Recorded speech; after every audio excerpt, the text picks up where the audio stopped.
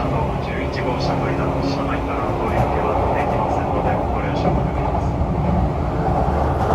伊勢急新田行きの自由席は9号車、10号車です。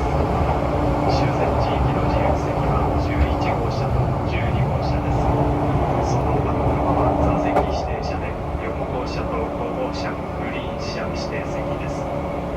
号車番号、自由席、指定席の表示は各車の客室、出入り口、上の方に表示があります。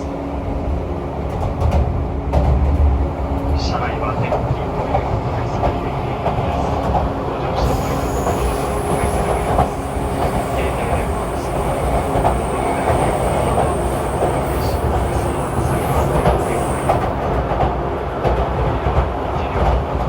電話のスマホ、ボトルでの有効など、お願いします。先までお願いします。ト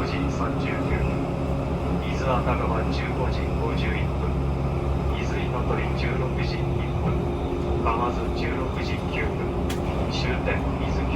トイレは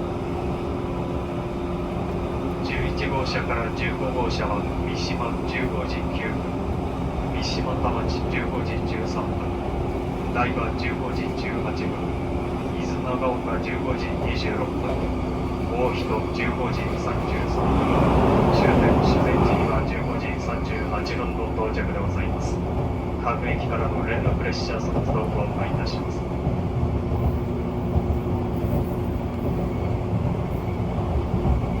当列車の指定席ではあらかじめ指定された席へお座りのお客様へ車内改札を省略しております。指定席をご利用の場合でも席を移動されたお客様並びに自由席ご利用のお客様に切符を拝見させていただきますのでご協力お願いいたします。